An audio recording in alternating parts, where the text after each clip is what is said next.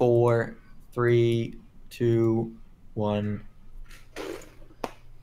Hello, guys and girls, and welcome to episode 39 of the VR Inside podcast. This is a weekly VR, AR, and MR talk show that is live streamed every Saturday on Nathie's YouTube channel. You can tune into the show live at the new times of 7 p.m. in Europe, 6 p.m. in the UK, and 12 midday in Central US. If you missed the live show, you can catch up with the whole show as I re-upload it every Sunday to my own YouTube channel, Virtual Reality Oasis. Or check out the audio-only version, which is available on Google Play Music, iTunes, and on SoundCloud. If you enjoy the audio version, please leave us a review on iTunes or on SoundCloud. We would really, really appreciate it. If you have any questions, comments, or feedback during the show, please put them in the chat, and we'll try to answer as many questions as we can. Now, if you're new to the show, let me introduce you to the team. First up, this guy likes to rain death from above whilst he's piloting huge mechs in virtual reality. It is, of course, Nathie. How you doing, dude? You all right? Hey, what's up, man? Yeah, I'm doing totally fine. I played some Archangel with you, so yeah, we're gonna talk about that soon, right? The excitement is real. But I'm doing fine. Has been a hot week, that's for sure. Man, oh man, like the weather here in Europe. Ooh, it's intense. It is. It's warm, and you've got a new camera angle as well for the show. Yes, you know, you like showing. It? Like it? Yeah, getting you from different angles each Welcome episode. to the unknown corner of my studio. This is where the real magic happens. Yeah, you can really get the view of the little sister in the background there. She's chilling with her sunglasses. She's having a good time. So next up, you're going to need to put on your dancing shoes because this guy is going to take you to the VR club and show you his smooth moves. It is our resident rowdy guy. How you doing? Hey, I got some sweet moves. You can say what you want, but I got some sweet moves, you know. I showed them all off in one video. I got like the shopping cart. I got like the running man. I got all of them. Did you get the big fish, little fish cardboard box? you still need to teach me that one, Mike. Okay. I know we're the master in all of this. That's true. Yeah, we should go dancing one time. One time dancing. I would totally be up for a dance off with you guys in a club sometime. That would be epic. Yeah, definitely. Okay, so next up, he is the newest member of the VR Mile High Club. But again, putting his mind, body, and soul on the line for science is our resident Twitch streamer, Zimtok5. How you doing, dude? You all right? Good, thanks, Mike. Yes, above 38,000 feet, I donned a VR headset. And I'll report more on that later. Later this that's month. The VR I was thinking something completely different here. Like put a headset on and shag it to 10,000 feet. Is that it? Like, oh wow, nice one, Zim. Yeah. Smutty Saturdays are back. So anyway, last but by no means least, myself, Mike, the host of the show from Virtual Reality Oasis. In today's episode, we're going to be talking about the NOLO CV1, adding 6 degrees tracking and controllers to the Oculus Go and other mobile VR headsets. We're going to be talking about budget cuts has been delayed again. Will this game ever get released? Stay tuned to find out.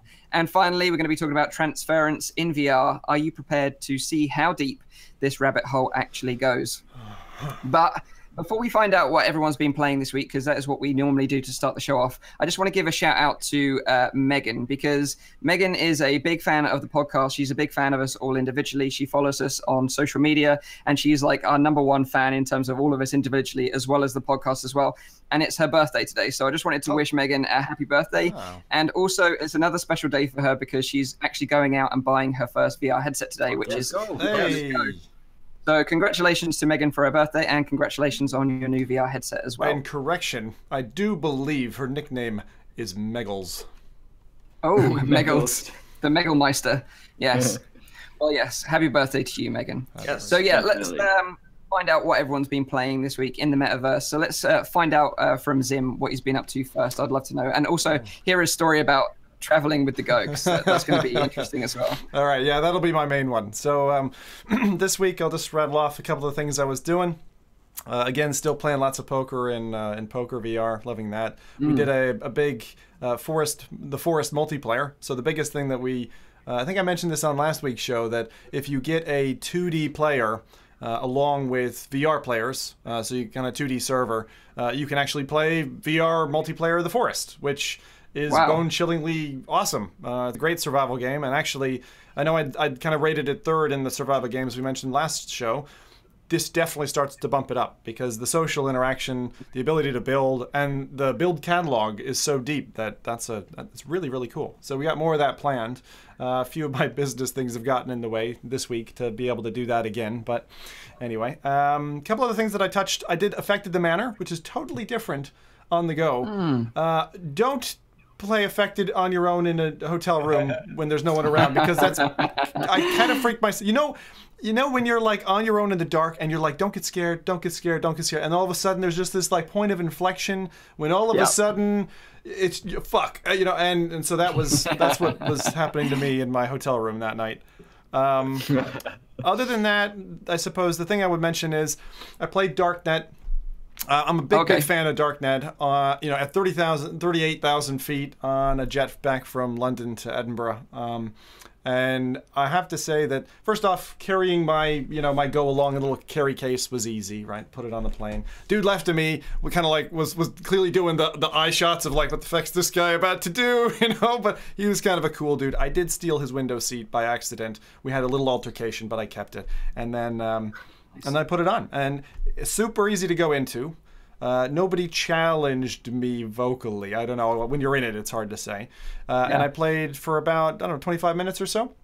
Awesome. Because it's a relatively short flight. But I'd say the thing that I was most interested in are the movements of the plane in the light turbulence, because it was a relatively small craft. Are they going to make me feel any kind of, like the 3 degrees of freedom, tracking, disconnect, and actually the kind of nausea feeling?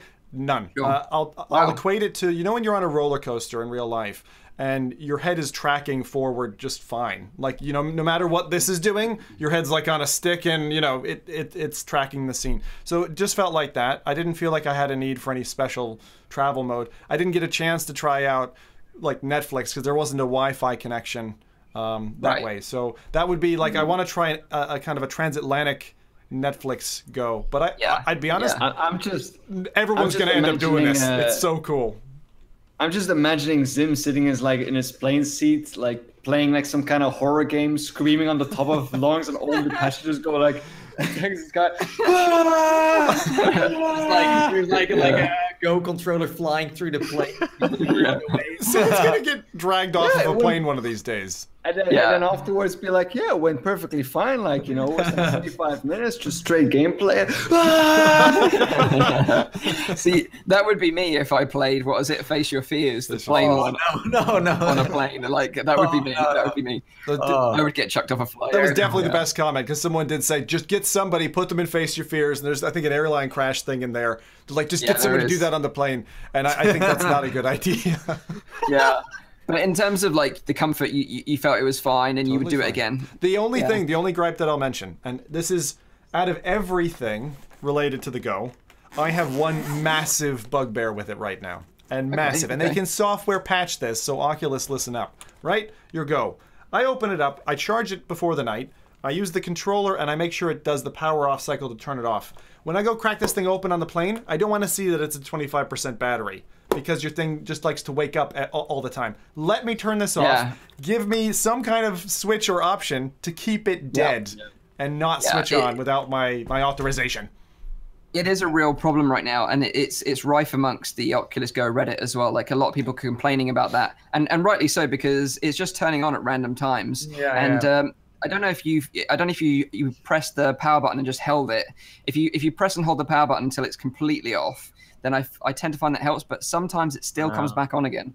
Sometimes you charge it, then you leave it for a few days and you don't use it, and then suddenly it's like you already lost a lot of power. But the other thing that I noticed, Mike, is I'm pretty confident that the strap is somehow activating the facial sensor, right? The headset sensor. And I think that's probably it, because it'll be sitting there in its box on the side, and in like 20 minutes, all of a sudden just go, and I'll hear it power up in the box. It's like, what are you doing? Nothing's touching you. Why are you turning it on? And the funny thing is, like, before the Go even released, I remember speaking to devs that were developing stuff for the Go, and they were having the exact same issue. And they were saying like these funny things, like it was on my bedside table and during the night, and then it just came on. It's like, are they listening to me? Are they watching me? Like, what's going on?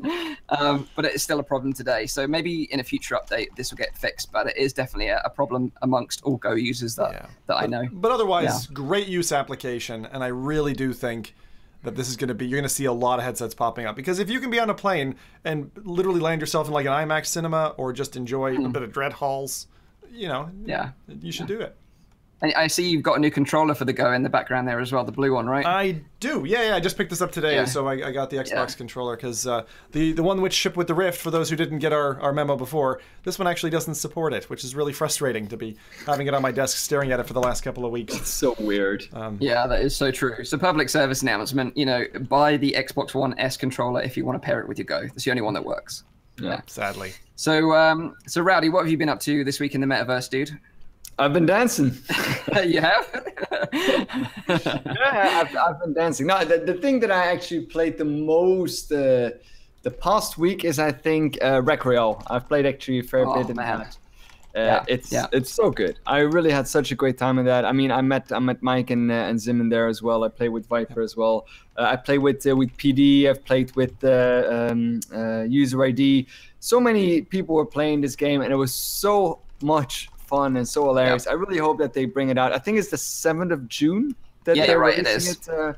It is. That can't come fast enough. I'm really looking forward to diving back in there. I had like some trouble, like, you know, getting used to the mechanics, just because I don't play like Fortnite or PUBG or any of those. I've never played those, so it was for me a little bit like, you know, getting used to like the concept and the stuff there. But no, I really had a great time.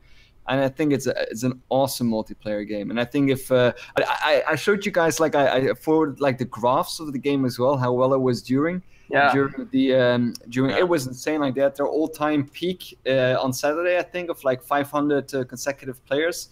Awesome. Which is awesome for a VR game to have that many players together online playing a game. I think the amount of people that downloaded it almost like doubled. Like over the week, or that started playing it. Like, it's like so much people got into this, and so many people loved it a lot, because their Twitter was on fire as well. Really enjoyed that one. I think we all felt the same way, because I mean, to be honest, I am a huge Battle Royale player. I've played it like through all kinds of things, DayZ, you know, and I would say that their implementation for an alpha, I did expect this from them, to be honest, because they keep knocking it out of the park with each of their add-ons. But man, it was really good. I didn't know you were a BR virgin, Rowdy. Yeah, no, I just don't have the time to play any like regular games. Like, you know, it's like almost only it's VR games, and especially with games like PUBG and Fortnite. Like, those are not games that you jump in like for like, oh, I'm gonna play for like half an hour. No, that's gonna be like a long time that you're playing it before you get any good in it or you have any fun. So that's what it. I think what I found really satisfying about playing Rec Room Battle Royale was that I could finally get my vengeance on those kids that really annoy me. Yeah. A lot of people were saying that. I was like, oh yeah, now it's time to see Mike get his vengeance on you guys. It's fine. It's fun. We finally have a game mode that we can be pro in. You know, exactly. When I played Rec Room, it's like, I don't know how this works, and I feel too old for this game. But with this one, it was like, hey, I can hear a bunch of screaming kids again, and I'm hiding in the little bush. The paintball game, I really always liked that one. I really did. Yeah. It's a really fun that's why this Rec Royale one is so fun, because they used all the paintball mechanics in. But the biggest thing, like, go on, Tim. I was just gonna say that the smooth motion for me was a really big game changer. The fact that we said this last week, but just to reiterate, it's A or B. So you can either go teleport games or you can go for smooth motion games. And we were playing smooth motion games, and it works really well. And actually, the island, the map, is almost more important to Battle Royale games than anything. And I think their map is really well done. The coolest part about it for me was you can hide in a bush and peer through the little gaps in the bush, waiting with your shotgun, and then pop out at the last minute and blast somebody. That was so much fun. You can't do that in any other BR game that I know. Not so well. And it's one of the most where you can actually show off like the cool outfits that you have. Because I saw some people with like really cool outfits in there. Like really things that made me wonder, like, oh, maybe I should play this game more just to get those outfits, you know? Yeah. It's funny. Someone was asking me like, why is your outfit the same for like 2 years now? Because I don't really have time to play it and level my character. You know, I always have the same outfit. I'm like a low level because I always leave mid game because I did my recording and I need to go to the next one I want to play. But it's just like funny how much stuff people have, and it's from the quests, and it's from the paintball matches. Like you can unlock so much stuff in there. Yeah, it's great. Scroller Dash says in the chat, I'm a long-term Rec Room player. You all are just noobs. Okay. There's a pro tip here for parents, by the way. If you've got kids, they do a chore for you, and then they end up unlocking a second chore, which is like, oh, go play Rec Room for me and level my character to level 12. Yeah. And for an alpha, it was pretty polished, you know, like a few more clicks and it'll be like almost spot on. Yeah, I think like the only thing they really need to work on is the connection, you know, because I mean 16 players is pretty rough for a server to run. So if they get that out of the way, then I think the mode itself is pretty solid on itself already. But yeah, definitely. That's the thing I noticed, like frame drops because of the connection in there. But as Rowdy said, it was like a peak. Everyone was playing it. So how can you even handle that in the first place? So I would like more players though, because there were times where I was alone for a long period. But then so like 32 players would be cool. I'm afraid that's not gonna happen. I mean, I've been asking them about that before. I said like, why can't we have like a wee resort? You know, like a big island where you can do all kinds of stuff. It's too much right now. I don't think we can do that. No. The map would have to be a lot bigger as well. Yeah, it depends on their server architecture primarily, Mike, and so I think what I saw across the YouTubers who were casting it was, you know, frame loss as a result. I saw performance hits on my side while casting, so it's definitely something inside. But I think it was, as you said, related to the doubling on the concurrent user side, because they really did. They doubled their concurrent user peak. Yeah, the servers got hammering that weekend. Yeah. So Nathie, what did you end up playing this week, dude? So I played Budget Cuts, of course, and what I wanted to talk about is Along Together. Right. It's a game made by Turbo Button, who also developed Floor Plan and Adventure Time Magic. I want to say Magic Mike, no, but it's Magic Bands. That's a different show, dude. I know that's a different show. But this one is it's like Moss. It's a first-person / third-person VR game. So the story is that there's a little girl or boy, it depends on what character you pick, that loses her or his dog, and you need to help them to find their path. So you are like their imaginary friend. You need to move things in the environment like logs and boulders and stuff like that. And you can also control them as the character itself, like in Moss, you know? So you see the character in front of you, it runs around, and in the meanwhile you can use your hands to drag things around. And I don't know, I mean, it's a fun game. It's not very challenging. The puzzles are fairly easy. I feel like the game has been targeted towards families. But I like, in my opinion, there aren't enough games for the younger ones out there, or ones that are really like giving you an adventure for a couple of hours. So I was like, first, like, man, it's too easy. Then I was like, why not have more of these games for like the other groups out there? So it's a nice game. Yeah, it's nice. I reiterate that, because simpler controller schemes for younger kids, particularly if you've got a kid, like, you know, I've got a 4-year-old. She's very good with games. I mean, she can play Left 4 Dead and stuff like that. That's not a problem. But when it comes to, you know, VR control systems, if it's too complicated, I don't think she could ever, you know, really do Windlands, for instance. You know, but it depends though how natural it feels though, because I think that especially kids are like very quickly away with these things that like feel just very natural. Like if I see like a kid working with an iPad, it's amazing like how natural they do it. Like, oh yeah, I need to swipe up. Well, if I need to explain it to my parents that they can swipe on the thing, like it's like takes me hours to explain it. I think like with this one, the way it approaches you in game is just super fun. It really awards you all the time for the stuff you do, you know. And the character, you can just interact with the character. You can move closer, and then the character's like, don't get too close to my face, or you can wave and they wave back, and you can do all kinds of like fun interactive things.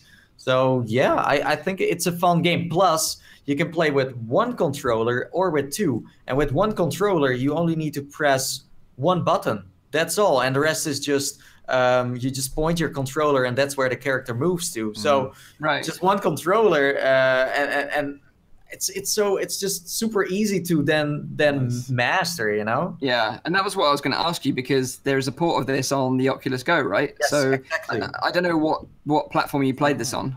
I played this on PC, so I played it with the Vive, but you could just see in the way the mechanics were working that it's a mobile title, because it first came out on Google Daydream. Yep. Right. And I mean, it's just one controller and one button, that's all. I mean, that's also how many buttons you use when you play on a standalone.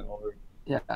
No, I really like this sort of trend that we're starting to see, the way you've got like a release on Oculus Rift, you know, on Vive, on Go, on all these mobile platforms as well. So it's kind of like a cross-platform play. I think like those games are always welcome. They have a certain style. They are not too hard, not too easy. I still like it when they also bring out like hardcore PC stuff, because they are also a little different. But I mean, usually the art style and the way they play with the mechanics is super creative and unique in its own way. So also along together. Yeah, I was just going to say platform specific titles, as we said last week, really nice. So if you get even like the bow, for instance, which we had in Valve's title, you know, or using the Oculus touch controllers as touch controllers and using all the features, it's great to see that. Like, and along together is actually one of those games that when I saw it was one that I really wanted to play almost straight away, and I just didn't have any time this week to play it. But I am planning to play it early next week for sure, because I definitely want to play it on the go. Yeah, same. Time. Yeah, exactly. Time. Like you were saying about like not playing like non-VR games. Like there's just literally no time for that. I can't even fit in all the VR games. So. But anyway, this week I got a chance to play Archangel Hellfire. Me and Nathie actually played it together. Full disclosure was that one. Yeah, and like that's the thing.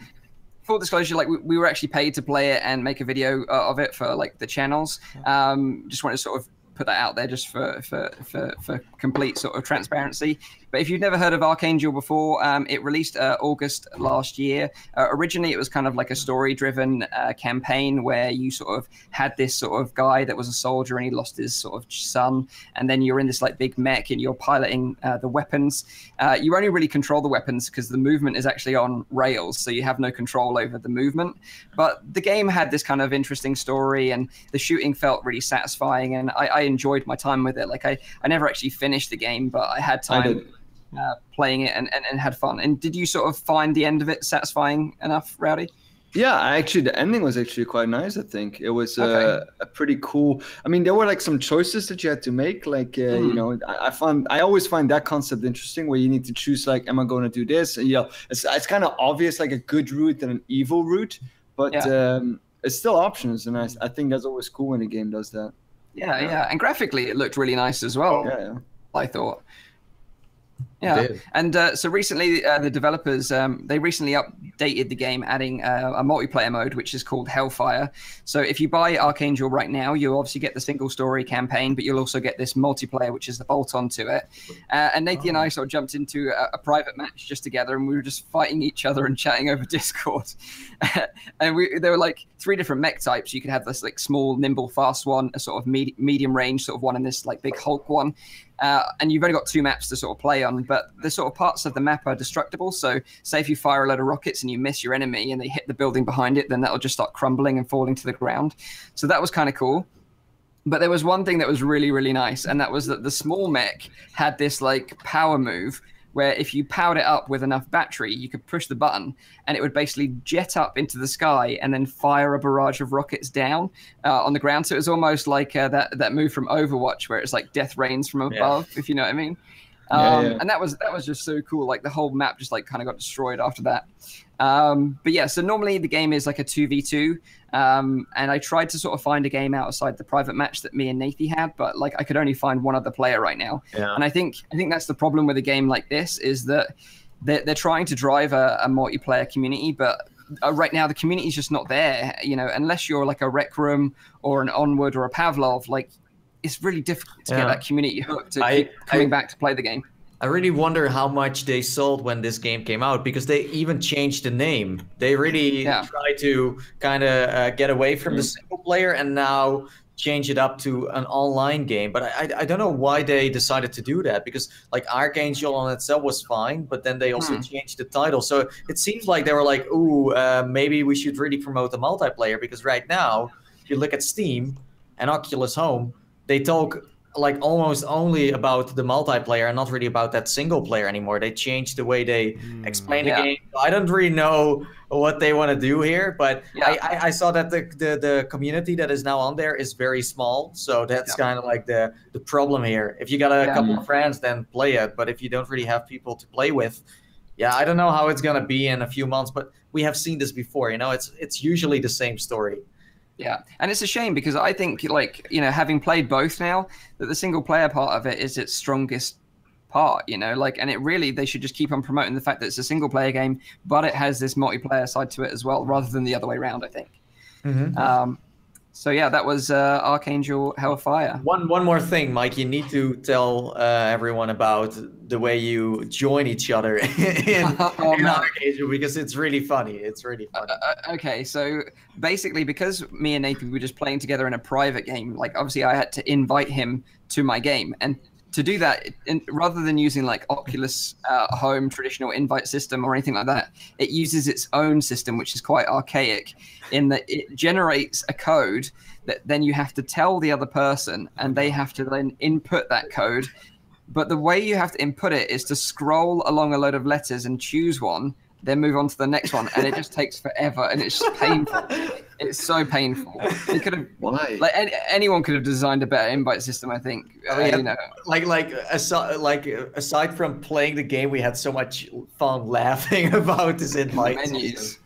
Yeah, hang on, I gotta have a stab here at Nintendo, because this whole friend code thing needs to die. I don't know why they have it. I think it's some kind of anti-pedophile thing for kids, that you have to have a friend code to play with somebody. But I have hated that across all of Nintendo's product line. It's like, oh my god, I'm just gonna leave it, Mike, because I can't. I totally agree. I totally agree. Like the friend system on the Switch is a complete mess, and the multiplayer is a mess as well, especially with voice chat. Like, don't even get me started with that. And this is why we need something like Oculus Rooms on every platform. Yeah, exactly. Yeah. And this is what I mean. Like, we've mentioned it before on the show, but like the integration of games within Oculus Rooms, where you can just group up with friends and then just jump straight into a game. That's exactly what we want, but on Rift as well. Like, totally. Imagine having like a cross-platform thing, you know, like the Oasis, like in Ready Player One, for example, where you can jump in with a Vive, with a Rift, with standalones, with everything you can imagine. Would be so epic. Seriously, that'd be nice. Well, you know who also is thinking that? Zuckerberg. It's true though. He's right. Yeah. He's trying, and I think he will probably take it. So moving on to a simpler time before Facebook and Zuckerberg was even around. We're going to be talking about the Sega Mega Drive. Well, if he was in the UK, it was the Sega Mega Drive. If he was in the US, it was called the Genesis. Sega Genesis. But recently, the Sega Mega Drive and Genesis Classics got Steam VR support. So, you know, if you was a kid growing up, you were either a Sega guy or a Nintendo guy. You know, it was one or the other. I was like a Super Nintendo kid growing up, but all my friends had Segas, and that really had any of those. The crap out of me. No, we got to take a poll here then. I'm a Nintendo boy. Yeah, Nintendo for sure. Nintendo. Yeah. Sorry, Sega. Let's go back to the bit about Sega. I never had a Nintendo 64. Rowdy actually went outside. Rowdy was living on the streets. Back then, I had a life. This so dates him. He said, I didn't have a Nintendo 64. There were 2 consoles before that one, Rowdy. Just gonna, put that out there. Yeah, see, that's. Rowdy's never even heard of the Game Boy. So, I did have one of those. Yeah, I did have one of those. The big gray one. Yeah, that's the brick. Yeah, the brick. That's as far as I had 2 games on that. So if you were a Sega fan as a kid, then you may get a sort of a big punch in the nostalgia vibes right now, because Sega have literally dropped the Sega Genesis collection on Steam, and it's added Steam VR support this week. So basically what you can do is you can now immerse yourself in your early 90s retro themed bedroom and actually play the classics on a virtual CRT monitor. And the collection has got over 50 classic Sega titles such as Sonic, Streets of Rage, Echo the Dolphin, Golden Axe, those kind of games. So if you were to go back now and play a Sega game, what would be your choice of game? I'd be interested to know. Easy choice. I would definitely go for Echo the Dolphin. And why? Echo the Dolphin. Because my wife said when she was a kid, she didn't want to play Echo the Dolphin because it was too scary. Wow. And I'm like, no way, honey. She's not a big fan of deep water and stuff, but I think just the immersive factor, even though it was 2D at the time, of having this dolphin traverse underwater and there being bad things down there was just too intense for her. So I'd probably choose that, or Toe Jam and Earl. Oh yeah, what a classic! What a classic! What about you guys? Do you have one at all, Rowdy? I don't. I have no idea what even the games were. So Sonic, just so you know, like Sonic was a hedgehog. He went really fast. Yeah, he went really fast. The blue hedgehog, by the way. I know that my cousin actually, she had one of those consoles, and she had the Sonic game. Which one, I don't know. She also had Mario. I think I would say Sonic then, because I always liked the guy running so fast. That's what kind of reminds me of myself. On, right? Yeah, like the fastest YouTuber alive. So what about you, Nathie? Do you have any sort of Sega classics that really sort of pull at the heartstrings? Yeah, so I'm looking at this list right now, and I would say Rambo, like that's what I still haven't played, but that would be a fun one. But I'm also like I'm pretty young, people, so I did have like a Super Nintendo. Oh no, I had like a Game Boy, so that was like my first Nintendo. Yeah, and I did play on the Super Nintendo a lot, but with the Sega, I never really had like a Sega. I would love to play Bomberman 2, by the way. Mike, I'm gonna ask you a question then on this one, because you have to tell us yours first, actually. Okay. So my Sega classic, it would be Sonic the Hedgehog, of course, because it's the only real game I played on the Mega Drive. Like, I remember staying with my cousin and he had one because I was a Nintendo kid, and I ended up just playing Sonic the Hedgehog for the first time on his console. So I completed it on his console. What about you? The thing I was going to say was, do you remember that era of consoles where hardware add-ons were a thing? So there was like the Sega 32-bit, like you'd like crunch in the expander, and then we give the extra memory so you could play the better game. I mean, you had that as well on, I remember playing one of the Turok games on N64 where you literally had this little like black chip that you just jam into it. It would be the expanded memory. I just love those days when you could like literally hardware update, and they had planned that from earlier days. I remember back in, the DK2 had the little USB expansion port, and I was like, they're gonna do something. Yeah, it's the same. It's the same with the Super Nintendo, where you had like the converter, for like 2 different cartridges. Yeah, so you could play like games from other regions. Or they had a course that you don't necessarily have to deal with nowadays, is it? Like region-free games, we take it for granted now. But it used to be a real problem back in the day. I remember I traveled to Ireland and I bought, it was like an F-Zero game for N64, and I brought it back, and they're like, nope, sorry, this is PAL format. You need NTSC. And it was such a pain in the ass because it was like 2.5 weeks me getting it back to my console, and then I'm like, I can't even play it.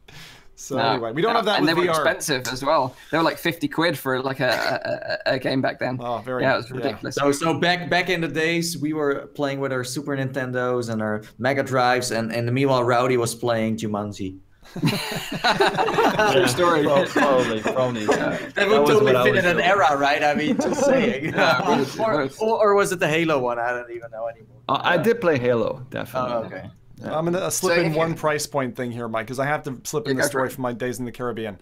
The most expensive cartridge game I ever saw was in what was called a Kmart, not too dissimilar from kind of a Tesco over here where they sell, groceries, but also kind of random stuff. And it was Mortal Kombat Ultimate for $130.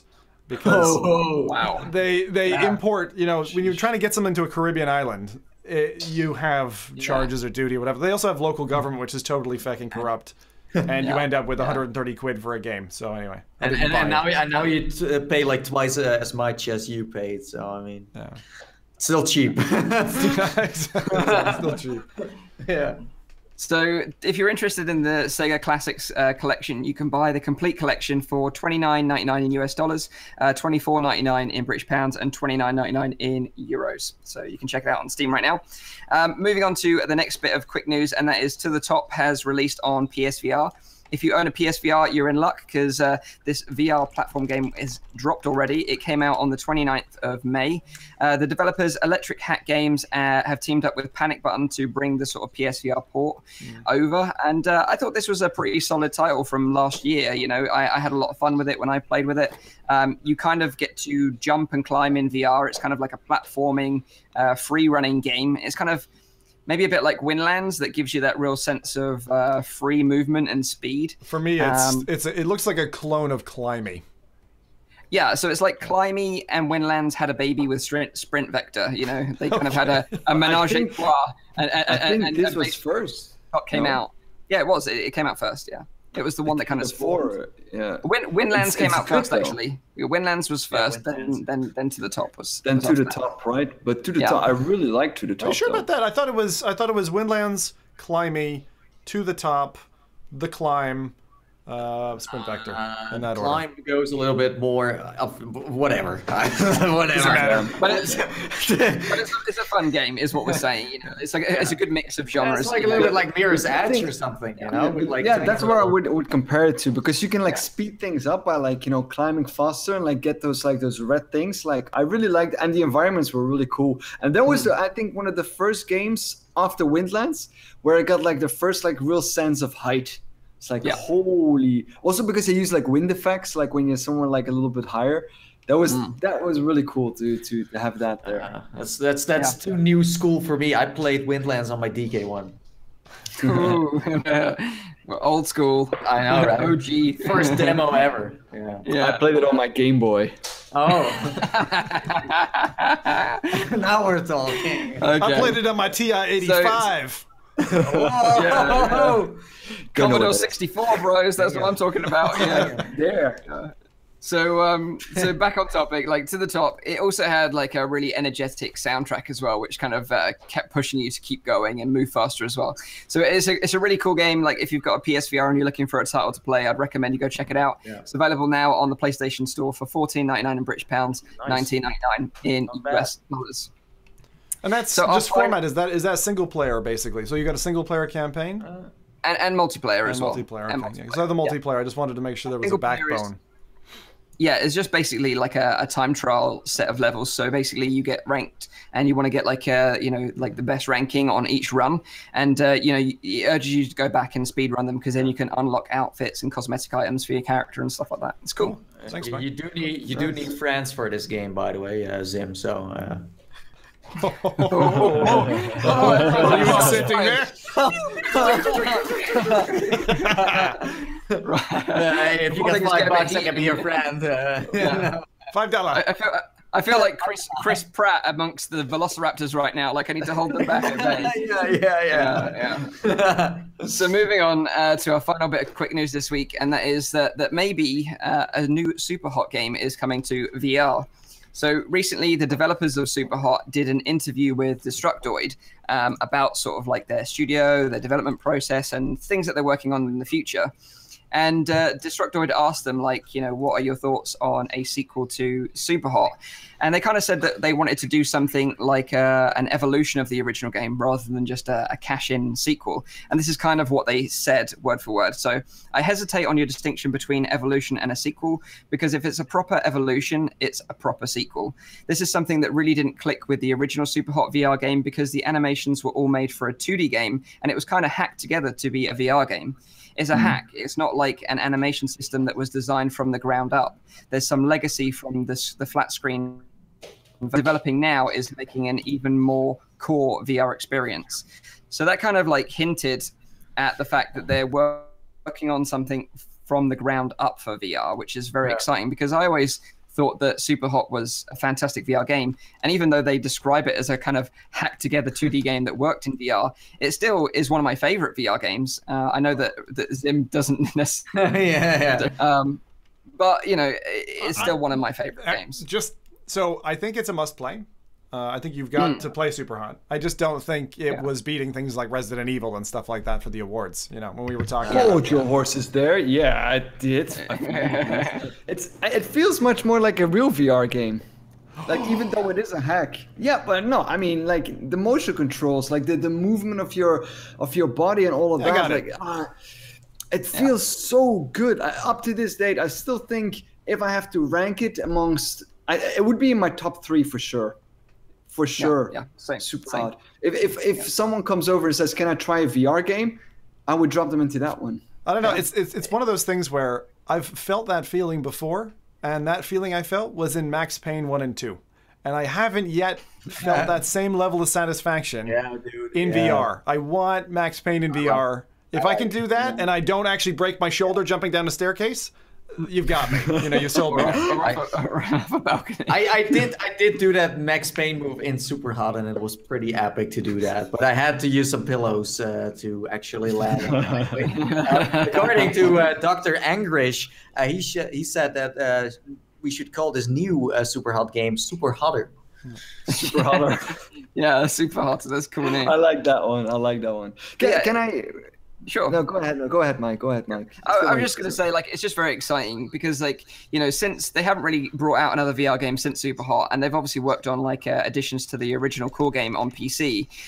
So it's nice to kind of get a bit of a snippet that they're working on something VR related, whether it be a Superhot sequel or a brand new game. I think it's exciting indeed. I think they're a cool studio. But seriously though, like, more devs should play with emotion. I mean, how many games have we seen where you really like you shouldn't move, or you need to move to kind of set things in motion? Would be fun. I would be up for another concept regarding that, and not in a way where it's a shooter maybe, but something totally different. But with Superhot, that kind of concept really defines the entire game. I think that's what the thing is. Like, you know, if you take away that concept, it's just a regular shooter. Yeah, exactly. Yeah, but the thing is, like, I couldn't imagine playing Superhot on PC. I couldn't imagine playing it in any other way than in VR. Like, I've never played it on PC, but it doesn't. People have, and they raved about it. They actually thought it was quite good. So, the number one accolade I have to give to the team behind Superhot has to be the fact that they produced a 2D game and a VR game, and a VR game that feels like a VR game, and one of the best, like what Rowdy said, in terms of the feeling of it. Wow. But they always kept the VR part in mind. They never thought like, let's add it later. They always, like, they did early demos with the DK2 without any like motion controllers, so they were always planning to kind of do something with VR there. So what I like so much is because they slow down the time, it makes it so easy to feel like a superhero. You know, like, I'm just going to dodge these bullets and punch the guy in the face. Like, that's so awesome to do that. I really like that kind of stuff. And also this is something that I find is really important for games in general, is that there's a lot of artwork and detail that just blows you by. And if the game itself almost not forces you to take a look, but enables you to take a deeper look, even if something like this is a relatively lo-fi game. It's not like it's got super deep textures or anything. But the game itself, from a VR stance, if you've been in it, it's beautiful to look at, even though it's got this kind of simplistic, almost monochromatic look to it. And I would say, like, that, so you've got the time element, the time bending element, but you've also got the look. And I think the look of the game and the kind of textures that you have, or almost texture-free environment that you have, is, for me, half the experience. So in the end, we need a Max Payne in VR. Thank you. VR, please. There you go. Preach it. I got one more thing before we move on to the next topic. I saw it like pop up in the chat like a few more times. Have you guys heard about that the BBC is announcing the World Cup kind of in VR? I did. Yeah, so I did hear about this. A friend of mine who's a bit of a football nut and has recently bought an Oculus Go contacted me and said, "Oh, have you seen this?" And I'm not a massive football fan, so I didn't really take that much notice, but I was aware of the fact that this was happening. And he was kind of saying that basically you can watch the World Cup in VR, but he was saying he wasn't sure whether he could invite his friends, a bit like Oculus Rooms, and watch it together. No, I mean, venues. That's not the case. That would be venues, right? It's basically in like you're in like separate. Did we lose Rowdy? We lost Rowdy's voice, I think. His mic's gone. Hello? Yes. Oh, that's better. Okay. You're basically in like a sort of like a cabin Like that's like you have your own VIP cabin. That's where you're in. Ah, nice. And you can also see like the goal behind and on the other side as well. That's how they do it. Wow, that is impressive. Oh, and certainly venues is on my list of things to check out this week. Because I know that they've been having these venues events, and everyone that's attended so far has said it's been really, really great. 3 a.m. Exactly, and that's the problem for us in Europe and the UK. We always get screwed over with the time zones. Always. Exactly. And with the region locks too. I almost set my alarm and got up. I really would do it. If I was feeling a bit better, I would fucking have done it, because 3 a.m. is still doable for them. Is everything available for like Europeans as well, or is it also like American stuff only that is region locked? It's not region locked as far as I'm aware. From what I've read, it's not region locked. It's just time locked. Time locked. Yeah, but like maybe if you guys are up for it and there's a decent event going on, maybe we should make the effort to do it for science. This would be like Mystery Science Theater 3000 if the 4 of us watched a game of footy or something. We'd just be commentating. Yeah, that would be funny. That'll be good. Okay, I'm going so to let's watch move on. Belgium is playing today. Are they? Who are they playing against then? Just a friendly against Portugal. Money on it, Rowdy? Yeah, of course. Gambling man. Okay, so let's move on to our main topic, because we're burning through time here very, very quickly. Yeah. So last week we mentioned that Budget Cuts was releasing on Steam on the 31st of May. And if you're all like, well, where is Budget Cuts? Where is it? You lied to us. You gave us fake news. Well, I'm sorry, but to let you know, unfortunately, the developers, Neat Corporation, announced the day before release that they're delaying the game for a little bit longer to polish it up, because there was a few sort of bugs, a few graphical bugs, sort of some performance issues as well. And I know that some people are going to be really disappointed, because the game's been in development for so long. It's been for like 2 years. Everyone's been really hyped about it ever since the original demo came out. To try it out this week, right? You guys have played it as well, because we had sort of early access, press access. So some of us made videos about it as well and put it on our channels. But I don't know about you guys, but I had a lot of fun with the game. I really enjoyed it. I'd never played the demo before, so I kind of went in fresh. But I really liked the fact that it was a stealth game, because although I'd seen stuff before, I never really understood that was its kind of core gameplay mechanic, right? Was this kind of stealth element to it. So yeah, I had a lot of fun with it. What about you guys? Yeah, same. I actually, I didn't really encounter any game-breaking bugs at any point, for me at least. I've played a good 2 hours now, I think, 2 or 3 hours maybe even in the game, and I haven't encountered anything that I would say oh yeah, this makes the game literally unplayable for me. I've had one scene where it flickered me through the roof for a blink of a second or something, and I could see the textures. But that's it. That's all I had. I don't know what the bugs are that people are talking about. For example, upload is postponing it. They did a review now, so. But I mean, for everyone else, there's a different meaning to game breaking, So for me, lag is a game breaking thing. I don't like it when a game is not well optimized. After there was a moment where I started going through the ceiling or something, because in Budget Cuts you can teleport and then go to all places through the ceiling, fence, whatever. There's a certain moment in this game where it's not very optimized, at least not for me. And I got a killer PC, so if it lags on my PC, there's something going on with the development there. Yeah. But overall, I mean, it wasn't that bad. It's not totally broken. For me, it was just flickering textures, ones that just disappear, some levels that are not well optimized. And my inventory did some crazy stuff. I can only speak for what I saw, of course. I didn't notice anything like that. My inventory never did anything weird. My game, only I had that one pink flicker one time in a level. I was gonna say, what is this pink flicker? Because I see Sweeviver talking about it in chat as well. What is the pink flicker?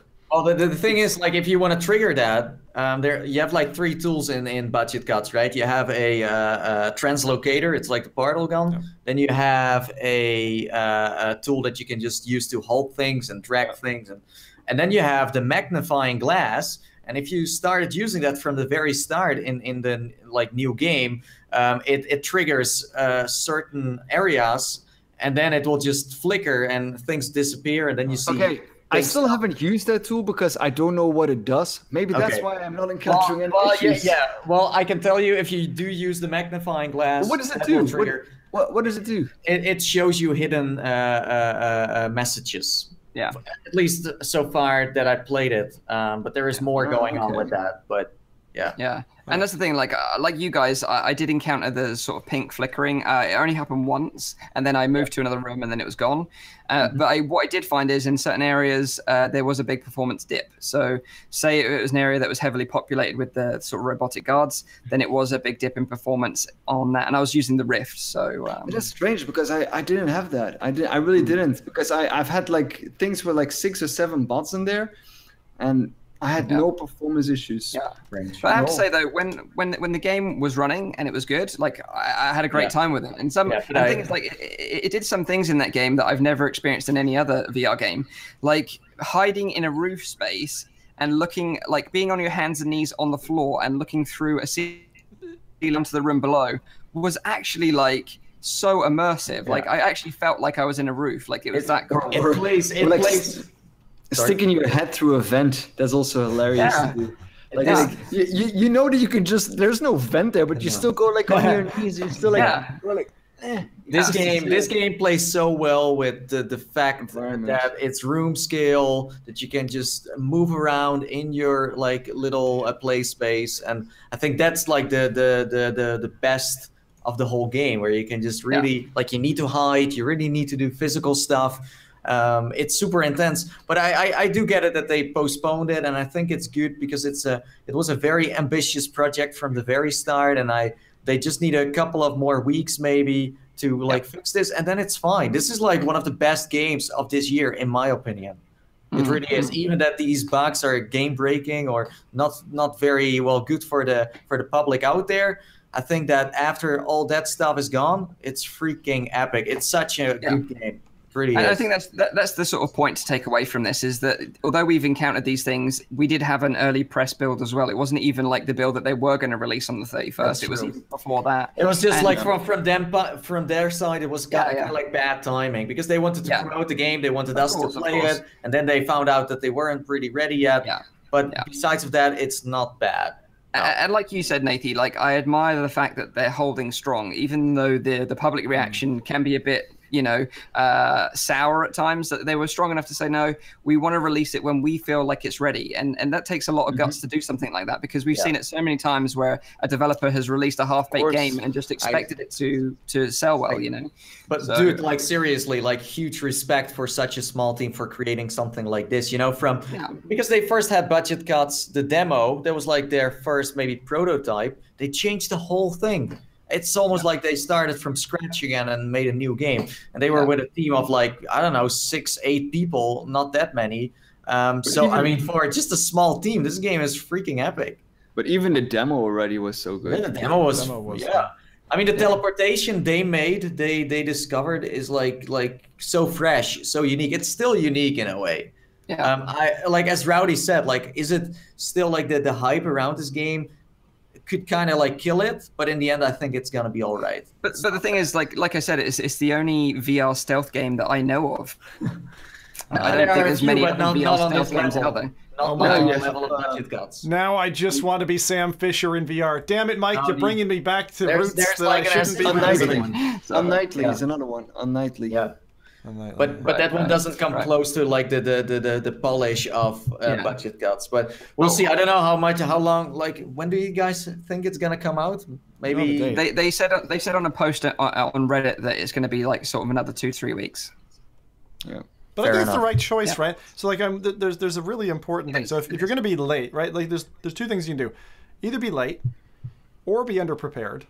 But like, never be late and underprepared, and I think that's what they've done, because they already pushed their dates, right? And so to push that again, or to release under any kind of pressure with the bugs, I'm glad I've abstained from this, because I'll get to compare with your guys' kind of initial impressions and actually touch it only once it's been buffed. But don't get me wrong, like none of these bugs were game breaking for me. Like it didn't hinder the experience for me. I still had a great time with it, and that's the thing. I can understand they just want to polish it even more. I get that. Yeah, I was very.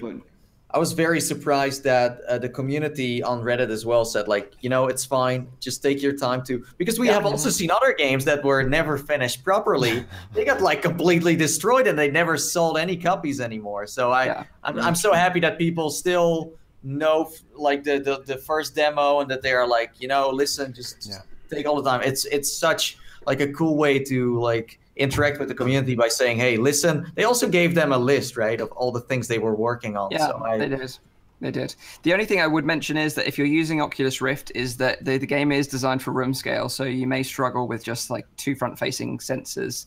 You really need like a room scale setup for it to work, and the space as well to move around in. Yeah. So Mike, how did it play in the way you were using your Oculus Touch controllers? Because we all know that budget cuts got made with Vive controllers in mind, and it also looks like that because they want you to press certain buttons. How did that work for you? No, it's different. If you have it on Rift, the controllers look completely different. Yeah, and that was they did. Yeah, and I said that at the beginning of my playthrough of it because I remember everyone saying that if they played the demo with Rift, that they were Vive controlers in their hands. Yeah. But in the actual full release, they actually changed it to look like touch controllers. They did a fantastic job. They did.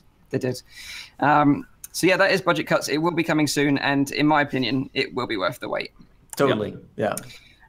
So moving on to some other news, and that is the Nolo CV1. So this is some interesting hardware news this week. So I actually got sent a Nolo CV1 package to check out. So just full disclosure, I did get it for free. If you're not familiar with Nolo, they launched a Kickstarter campaign like just over a year ago, where they launched like a tracking system and controllers for mobile VR. And this was meant to sort of make, Google Cardboard and Gear VR 6 degrees of freedom tracking for the headset, and then 6 degrees of tracking with the controllers as well. And that was their whole goal, right? So the Kickstarter launched, and they were sort of saying it was going to be about $99 in the US. And it smashed their original sort of goal of $50,000 US, and they ended up raising around sort of $230,000 US. And Nolo sort of came to be, and they shipped it out to everyone. But that great, and a lot of people were really disappointed. Since then, the price has actually gone up. So if you want to buy a Nolo CV1 now, it's like actually $199. And then on top of that, you also need a license for a bit of software called RiftCat. Now, RiftCat is basically what you use to stream Steam VR games to your mobile VR headset. And you can play those sort of Steam VR games using a Google Cardboard or a Gear VR, and now the Oculus Go. So the only reason why I wanted to check out the CV1, the Nolo CV1, was to check it out with the Oculus Go. And they said that they've recently enabled it to be compatible.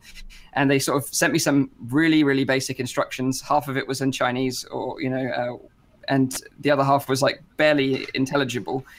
But I worked my way through it and sort of persisted, and eventually got it up and running. And I'll show you what sort of comes in the box.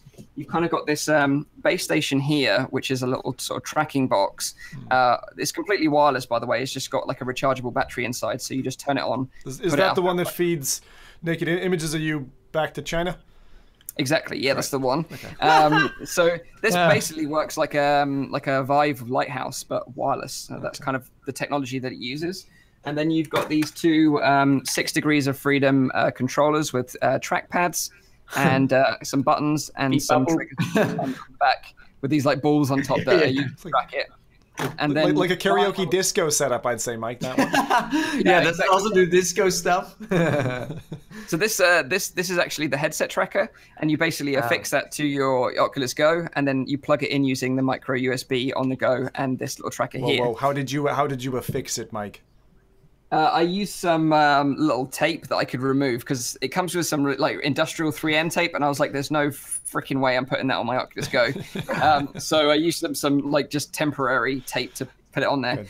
But the whole installation, because you have to sideload a lot of applications onto the Go for this to work. Can you describe what that is? Because people won't necessarily know what sideloading is. Okay, so basically what you need to do is you need to connect your Oculus Go to your PC. You need to create a developer account through Oculus. Then you need to sideload ADB, which is the Android sort of software to communicate between the Go and your PC and transfer applications to it. And to do that, you need to use command prompt. So if you're not familiar with command prompt, you're going to have a nightmare. And then from there on, you need to do some other wizardry and install other applications to make stuff work. It is a nightmare. I'm not even going to recommend even trying it because the process is so painful, and unless you really want to tinker with stuff and you're that way inclined, like if you like program Raspberry Pis on your day off, then maybe give it a go. But if that's not you, then don't even bother thinking about it, because it will just drive you nuts. I do like the idea of this, but the thing is, they send me one too. Yeah, I'm not gonna do all of that stuff though. No. And this is the thing, like they said that you can stream Steam VR titles to your Oculus Go, and that was exciting to me, because I just wanted to try it out for science, right? For science. More than anything else, because you wouldn't want to do this to play games on. If you've got a VR compatible PC that can play VR games, you don't want to spend $200 on a Go and then $200 on a Nolo. $200 on this. That's already more than a Rift, right? You just buy a Rift, and that's exactly going to be even more than a. That's going to be more than a Santa Cruz. No, Rowdy. You buy a Vive Pro. But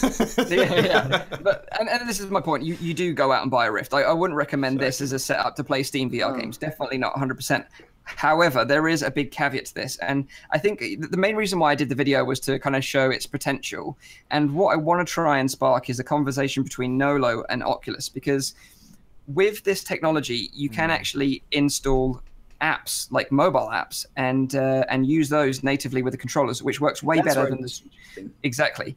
And if Oculus allow the Nolo SDK to be installed on the go, so you don't have to do all this crazy like sideloading crap, and you can just plug it in and it works. And then they allow developers on the Oculus App Store to say this has got Nolo support. Well, then we could actually see a proper version of Beat Saber, for example, for the Go that has full 6 degrees of freedom support and will work natively without any latency and will be a great experience. Yeah. And that's what I'm quite excited about. How was the connectivity, Mike? Because that's my main question. Whenever you're beaming for that purpose, beaming streaming. It's a nightmare. It's horrible. Because the latency, even if you've got a 5 gigahertz Wi-Fi connection, which is what they recommend, the latency in the headset of the video isn't great, and the resolution of the video isn't great. You get artifacting, you get cutouts. It's not ideal, but it does work. And that's the thing that sort of made me want to talk about it and made me want to do a video about it, was because it's got this great potential, but to unlock that is Oculus to say, okay, we allow them to use our platform, but that's going to be a big struggle, I think, and that's going to be a limiting factor. The thing is, like, we have the Oculus Go, Santa Cruz, Oculus Rift. So it's smart that they are now bringing it out, but soon they will not be that relevant anymore. Yeah, they're gonna get overtaken by the Rift too. In the end, like the Oculus Go, of course, it's nice to make it like positional tracked and things like that. But in the end, this is the Oculus Go. It has no positional tracking. It's cheap in price. That's one thing. And then you have the Santa Cruz. That's something else where you actually have tracking. So, I mean, yeah, you could throw some money at that. But then in the end, of course, right now, there is no other thing you can That's with a lot of technologies, though. A lot of stuff that is being developed is not going to be relevant in a couple of years, and they'll probably move on to something else. But I mean, I do think it's good that they're working on this, and I see Eric in chat saying as well that Nolo also has a mobile storefront where you don't need to connect to the PC, so that they have their own store where you can install apps on. Where this thing gets interesting for me is indeed like the mobile apps that would allow 6 degrees of freedom, and anything else, even streaming from a PC. Because, I mean, the only reason why I would be doing that is, for example, if I'm not in a country and I boot up my PC in my own country and I just transfer it all the way with the internet to my normal headset somewhere in the US. If I could do that, which I can't, of course, then I would be like, that's cool. Soon, Rowdy, give it to like 20 years, and I'm sure that technology will have at least taken some steps. I've been unpacking this for 20 years. So the thing is, like Eric mentioned that there is a Nolo app, and that is true, but that is just for Gear VR. Like there isn't a Nolo app for the Go, and that's really what it needs.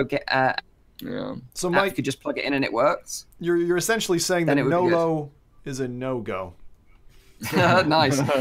Yeah, exactly. I would say that, if you want to stream, if you want to play Steam VR games, just go and buy a Rift or a Vive. Don't try and get this to work on mobile, because it's cheaper, and also you're not going to get so frustrated with the whole setup procedure because it's so painful.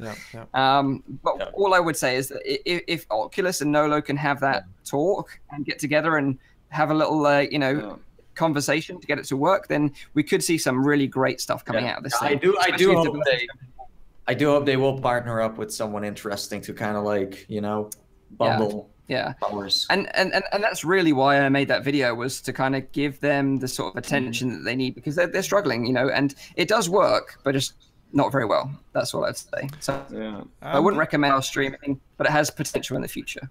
I'm going to say one thing here. I'm just going to say that, Mike, thank you for testing this for science, because that is dedication, and it's nice that, you know, now you're freelancing and doing this thing 100%. You're able to do some things like that. I think that's a really good thing for the community. But I'd also just say that I think, you know, guys, just a bit of feedback here, and to promote Mike a little bit, because I think Mike's done a really great job finding his niche, and he does these things very often, and got a great show going, Mike. So if you're not following Mike yet on YouTube, do it. Let's give him a round of applause.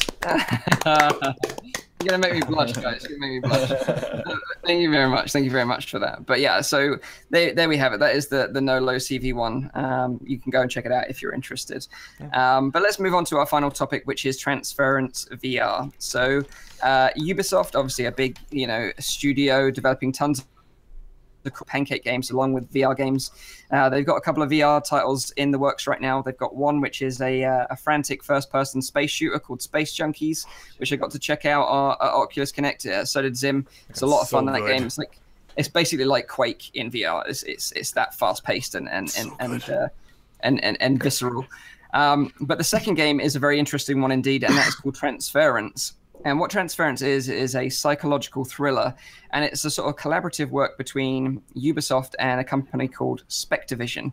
Now, Spectavision is interesting because it's a film production company that was actually founded by Elijah Wood, you know, the famous actor that played the Hobbit in Lord of the Rings. Frodo. And Elijah isn't new to VR. Like he actually played Nathie's favorite little hedgehog, Henry. And he met Frank. Do you guys know that? Yes. He met PSVR Frank. No. He did. Don't do it. He did. Okay, I need to hear the story now. Tell the whole story, please. You have to now. It's the rule. Can I hear a snippet of this story, there, please? Basically, Frank had some air, and he was standing next to someone that he didn't realize, and all of a sudden the guy turned around and said, nice one. And it appeared to be Elijah Wood. Oh, and where was his air coming from? His mouth or his... Nope. No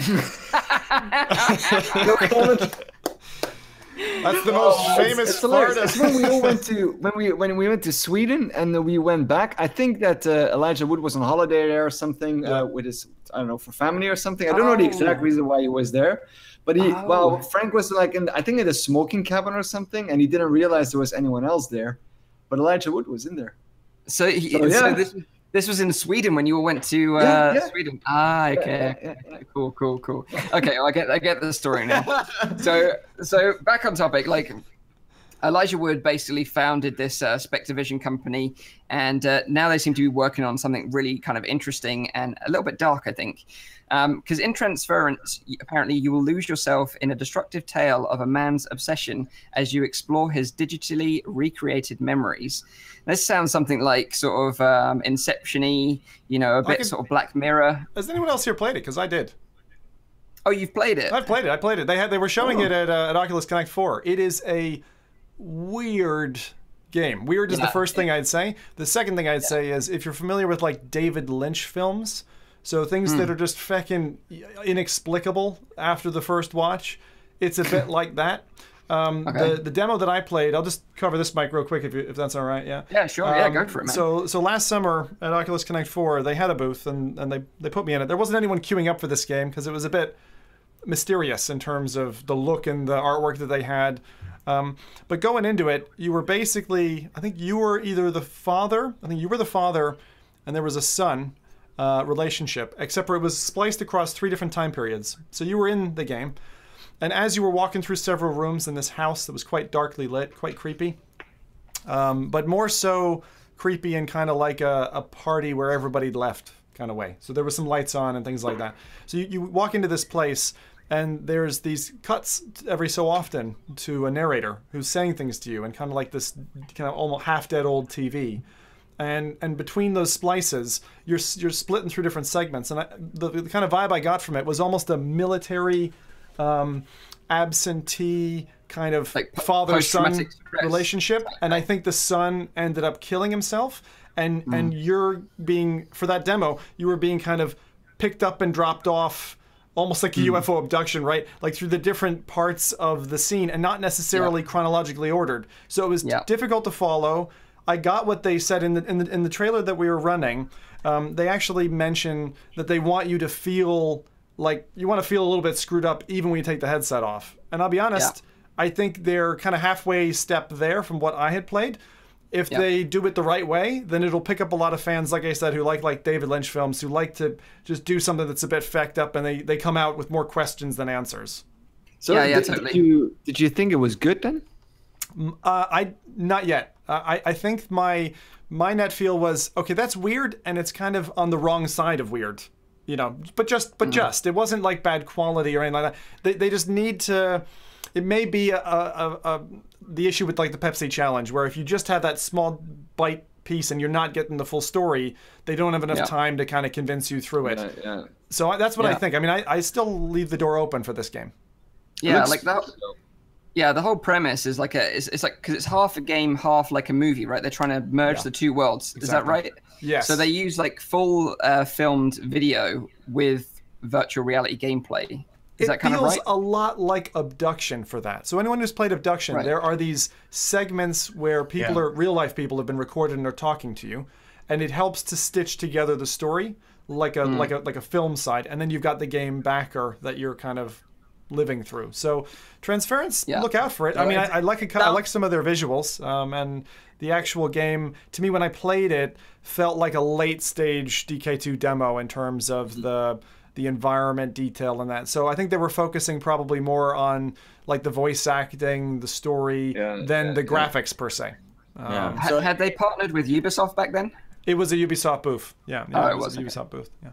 It sounds like they're playing with like the past, present, and the future, and then like trying to kind of confuse you, but not too much. So you kind of like get to understand what you're doing, and then I don't know. It's like a mashup of things. I will be trying it at E3, so if there's like something new going on with that game, we'll see. But I'm a little scared now. It sounds a little scary.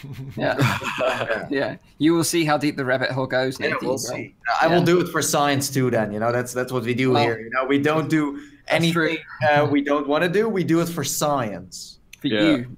For you, we do it for you. For you viewers out there. So what they also say is that you will experience the limits of techno-psychology and escape a maze-like puzzle concealing a corrupted truth. Get projected into the digital consciousness of troubled test cases, and maybe you will influence their fate. So it sounds very stressful, and I think that's what they said. Like, it's going to be quite stressful. You're almost going to have post-traumatic stress after trying out this game. What is it with all these VR games that they all have to be so stressful? Why can't we have just a relaxing VR experience? Maybe I will be never the same person again when I come back from my E3 trip. It's going to be like, Nathie, I'm like, I'm not Nathie, I'm someone else. No, I'm Henry. My name is Henry. I'm a hedgehog. We'll be doing the podcast, and Nathie will be like, hedgehogs. There is no spoon. The cake is a lie. Rusty spoons. Rusty spoon fingers. Okay. God, we've been doing a lot of going backwards, Mike. That's another. I know. It's been a crazy show this week. So we'll check it out and see if anyone's got any questions in the chat while I sort of recap the show times and stuff. So let's go. So just a reminder, of course, this is a weekly VR, AR, and MR talk show, live streamed every Saturday on Nathie's YouTube channel. You can tune into the show live at the new times of 7 p.m. in Europe, 6 p.m. in the UK, 12 midday in Central US. If you missed the show, you can catch up with the whole show as I re-upload it on my own YouTube channel, Virtual Reality Oasis, or check out the audio version, which is available on Google Play Music, iTunes, and on SoundCloud. So if you've got any questions, chuck them out there now, and we can try to answer a few before we wrap this week's show up. So Mobile DK said that it sounds horrible to him as well.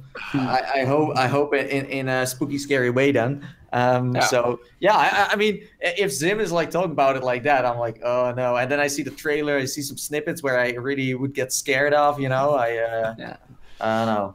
I think I'm even more excited now that Zim said it's so messed up. I don't know why. I just want to try. Great. We got Peter asking if we can get a dance-off between the four of us so we can see that Rowdy indeed has the best dance moves of the entire group. We need this. We need this to happen. We need this to happen. I think. Like, if only there was an app, like a game that a multiplayer dance game that we could play. Does anyone know if one exists?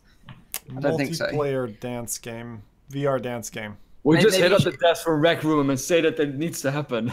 Yeah, like we'll go into Alt Space or VR Chat and have a dance-off in there. Can you imagine if Rec Room had a karaoke experience, with dancing? Oh, I bet there is one. I bet there is one. Like a user-created one. Yeah, I bet there is. Yeah, I'm sure. Any E3 predictions from Nick Apos? Or Apos? Ooh, well, Nathie's going to be there, so I think any good scoops that we get, Nathie will hopefully have that. I do know that, of course, Sony is going to be like the killer on the E3 again with so many VR titles. They have a booth called the Stacks, like a little bit like Ready Player One, with a lot of games. I'm sure Evasion is going to be at E3 and the PlayStation booth. We have Jobs, Vacation Simulator.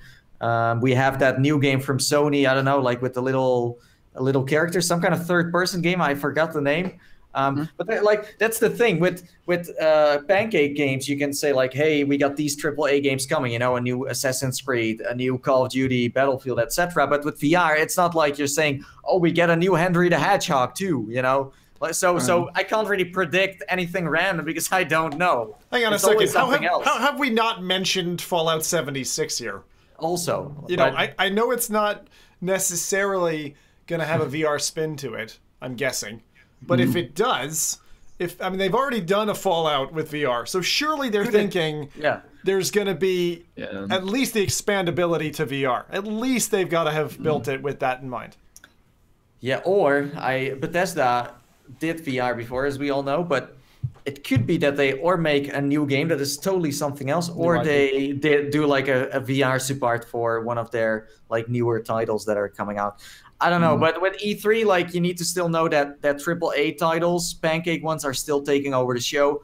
VR is still a small portion of that, but it's growing. It's growing. It's the same with Gamescom, but they are there, and Sony is pushing it. I think Oculus is a booth too, where they show off Deflector and that other game, some combat game like Echo Combat. That's the one. And as far as I know, HTC is not going to be on the floor itself. So like VR wise, it's gonna be small, but there are going to be a lot of people there from the industry. Yeah. There's a question here. There's a question from chat. So Marvel Powers United VR. Do we have any news on that? They're asking about it, but I think I literally haven't heard much about it. Yeah, I've heard very little since they made a big push last year. Yeah, I saw it. Obviously, Oculus an Oculus event in London. They were pushing it there as well. Oculus are very interested in that title, and they're really supporting the developer for that one. But I guess they just want to make it the best possible game it can be, because it does have quite a bit of potential there to be a really fun co-op game. I agree. But from what we played, it was a bit shallow, so I think that's probably what they're working on, to make it a bit deeper. Yeah, I won't hide my comments. I thought it was complete shite when I played it. I think in the state that it was in, they were definitely at least a year away from releasing, and they needed to change up their game mechanics largely. But I agree with you. Like everyone, what better time to release a VR Marvel game than after literally 15 years of Marvel films? Like this is a great crossover to draw people into VR, like the fellow who was mentioning it. So to wrap this up, Brian says that we haven't really been talking about the new game from Insomniac, but it could be that they are maybe showing something off there, but I don't really know about that. I think they will save it for Oculus Connect, but who knows? So it's funny because I was just about to mention it, because Insomniac does have another a VR game coming. So does Rebellion as well. They've got a VR game coming out. Yes, of course. Totally forgot about that one. And we will be mentioning those maybe next week or the week after when we've got some more information, because especially the Insomniac game, it's not going to come till 2019. And we're very we don't even have a name for the game yet, so I didn't want to bring it up on this week's show without a name or more details. But if we do hear anything from E3, obviously you guys will be the first to know, and we'll be talking about it throughout the whole event. And Nathie will be there, so what do you guys want? Wishes for the event. I'm going to give you mine. Valve releases any info on anything VR. Yeah. Pray. Yeah. If that's true, then I will stay there, okay? And I will also pass out. On camera. We want to see it on camera. Seriously, like that's the great thing about E3 and any other convention. You go there with certain expectations, and then there's always something. Like, you guys know how big E3 is. They show trailers, and then you're like, oh no, is that like Master Chief? Oh no, he's back. Or it's like, oh, Nathan Drake, is there a new, there's always something crazy going on there that is just like blowing up the entire game. I look forward to it, like just watching the live stream. Like, dude, we should watch it together, like we did last year. I think we all watched it together, not live, but we all watched it together just in chat. We should do that again. It was fun. We should, yeah. And that was when that Anthem game was announced, and I was losing my mind over that. I remember that Moss was shown there. It was really cool. Well, I don't think E3 actually starts till the 12th of June. Is that right? Yeah, so around sort of a couple of weeks. Well, like first a lot of press conferences, and then on the show floor, like the actual demos. Good. But hopefully, like I say, we'll cover all the news from E3 here on the podcast and on our channels as well. So make sure you stay tuned for that one. Thanks for being part of this week's show, and we will see you on next week's show as always. And until then, bye-bye. See you later. Ciao. Yeah, bye-bye. Bye.